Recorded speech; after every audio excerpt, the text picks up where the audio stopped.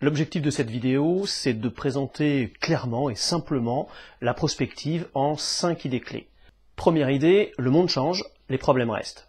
L'histoire ne se répète jamais, mais pour autant les comportements se reproduisent. En matière de prospective, on a trop souvent tendance à imaginer ce qui pourrait éventuellement changer en oubliant de recenser systématiquement ce qui, de toute façon, a de grandes chances de rester tel quel, surtout si on ne fait rien contre ça. Deuxième idée, il n'y a pas de déterminisme général. Le monde réel est bien trop complexe pour qu'on puisse espérer un jour mettre en équation son éventuel déterminisme caché. Comment les populations vont réagir aux grands enjeux de société, comment les individus vont réagir au système de domination qui pèse sur eux, il y a une très grande part d'incertitude. Alors il y a des déterminants sociaux, c'est vrai, mais il n'y a pas de déterminisme caché. Troisième idée, il faut se poser les bonnes questions et se méfier des idées reçues. Il n'y a pas de bonne réponse à une mauvaise question. Alors comment est-ce qu'on fait pour se poser les bonnes questions? L'information est souvent noyée dans le conformisme du consensus qui pousse à se reconnaître dans l'opinion dominante et à rejeter l'avis minoritaire.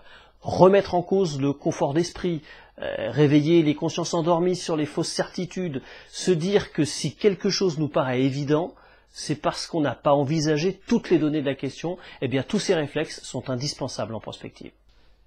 Quatrième idée, c'est l'appropriation qui permet de passer de l'anticipation à l'action. Les meilleures idées sont celles que l'on découvre par soi-même. La vision globale est nécessaire pour l'action locale. Chacun à son niveau doit pouvoir comprendre le sens de ses actions, c'est-à-dire les replacer dans le projet global dans lequel elle s'insère. La mobilisation de l'intelligence est d'autant plus efficace qu'elle s'inscrit dans le cadre d'un projet explicite et connu de tous. Toute réflexion qui n'est pas appropriée par ceux qui sont concernés et qui devront la porter aura du mal à se cristalliser en action de changement. Et enfin, dernière idée, il faut des outils simples pour penser le complexe. Il faut des outils suffisamment simples pour rester appropriables. Aborder la complexité par des outils simples est aussi nécessaire pour faciliter l'appropriation par les utilisateurs eux-mêmes.